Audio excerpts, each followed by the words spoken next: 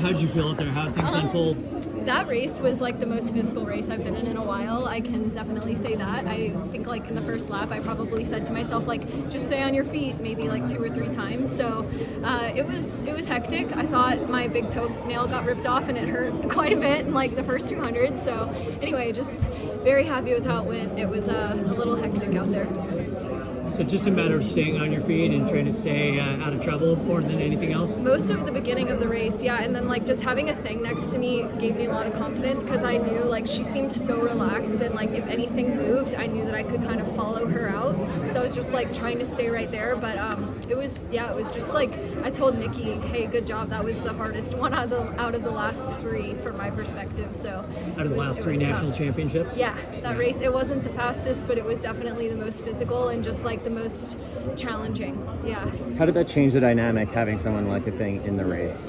I didn't think about it a ton going into it, but then like just knowing obviously like her stature alone, like she's very, you like sense her presence in the race. So I mean, like obviously a gold medalist, like you're aware of that person, but I feel like, you know, it's just a lot of bodies out there and I wasn't thinking too much about it. I just was like trying to focus on staying in the front but not like leading, and then just like trusting that whoever moved I could go with them, which is what I tried to do.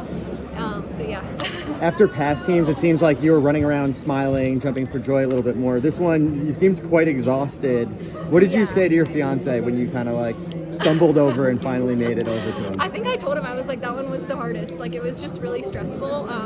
Even like going into the race, I think that this year, like it was a little bit harder to predict how things were going to happen. So I had like spent a little bit more time trying to imagine like, what's this race gonna look like, and like I couldn't really predict it, so I feel like that alone, just there were more question marks, and so I think I was just like I feel more relieved today than I did the last couple, which is funny because like I guess the last 2 felt more special in some ways, but this one was just a little bit more nerve-wracking. Like just the race itself, those 4 minutes were just like a little bit more stressful. So what's it like running next to a thing as she runs so far on the outside of lane 1? I think at one point you were able to just make a clean pass on the inside. Yeah, I appreciated that because like I was trying really hard to not be in lane 2, so it was kind of cool to have her like, she wouldn't run beside me, she runs like just ahead, and so I was kind of like on her shoulder but on her inside shoulder, which is a fun place to be during a race because you're like, thanks, you're like really making this feel good for me. So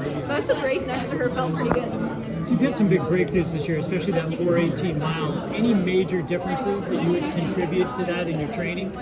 I just know that I'm stronger. I feel like every workout this year has felt like I'm definitely working very hard, but like it's just been a little bit more controlled. And same with races. I think I'm still kind of figuring out how fast I can run. And so I'm like super excited for Worlds this year because I feel like last time it was more of a like hold on for dear life a little bit. And this year it's a little bit more of like, no, I like belong here and I know I can be in the final and like I can race against the best women in the world. And I didn't necessarily feel that confident in that 2 years ago. And last year it was like, wow, I'm here. And this year it's more of a like, I can do this. Like I've raced these women all year and I'm excited because like just doing all the Diamond Leagues gives you so much more perspective and honestly makes USA's a little bit less intimidating. So carrying that into Budapest. Do you have to kind of change anything now going against the top women in the world in Budapest? You know, world records getting broken and top times. Do you have to change anything now, physically, mentally? That was incredible. I think mentally I just need to be a little bit more like, I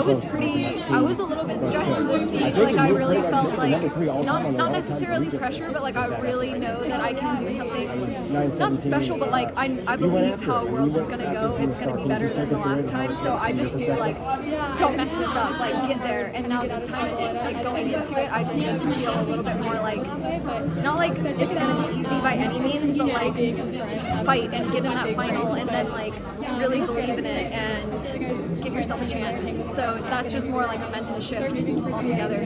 Yeah. What do you attribute your ability to still be running so well at this point in your career? I mean, you're not someone who started when they were a senior in high school even. You're someone who's been doing it for so long. So how come and you're able to have so much success.